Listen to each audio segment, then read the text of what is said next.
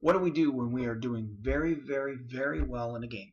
We have a nice stack. We're above 20 big blinds. This is going to happen in 18 mans, 45 mans, 180 mans, you name it.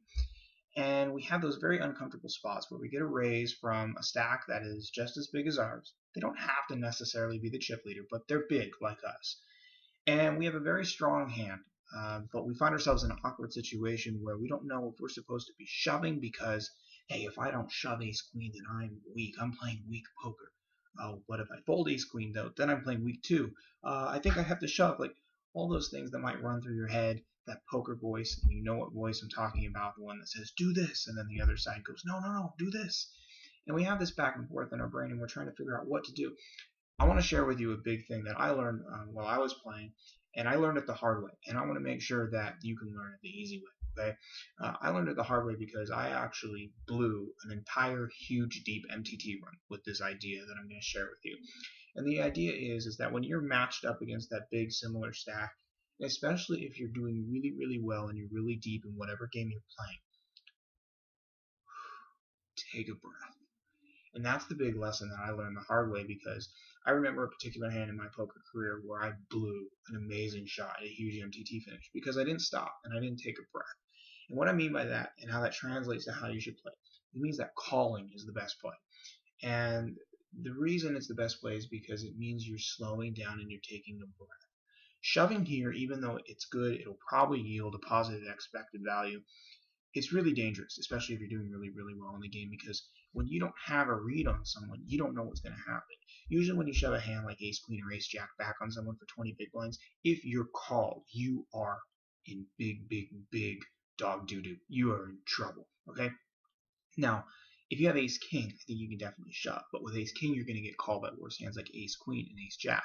If you shove ace queen and you're called by ace king, ace queen, ace jack, you're only breaking even versus those. And so really what I want to make sure that you get out of this light bulb moment is that you're able to settle down when that key moment comes where you have this awkward situation, okay? Now, flat calling, that's the easy part. Okay, we hit the call button. Now what? What do we do post-flop, okay?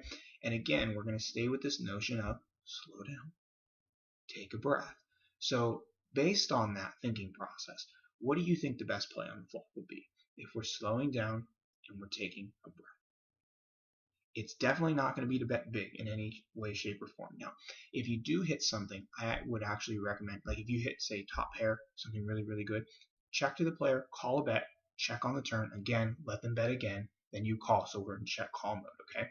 Now, what you want to do is if you are looking to kind of make a move and steal that pot, do it with a small bet. If you have a really dry flop where you completely miss, the pot would be, let's see, if we flat call, the pot's going to be our 600, their 600, and this 300. So 1500. Bet about 600 or 700 on the flop if you want to make a move on a dry flop where you miss. That'll be the extent of us making a move. But it's a very effective play because on dry flops, they're not really going to have hands that they can call. So you're going to take it down a lot, but you're going to do it in a controlled manner where you're taking a breath because now you're only spending the 300 extra to call pre-flop and a maximum of 600 or 700 on the flop. You're not risking 6,745 chips to make this play.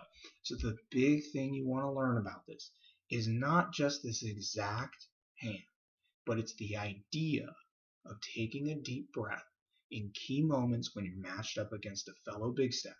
And trust me, you will love this. It'll help calm you down. It'll help put you in the right state of mind. And based on that thinking process, you will be able to play hands in much more confident and slow ways that'll benefit your game completely. Really hope this one helps, guys.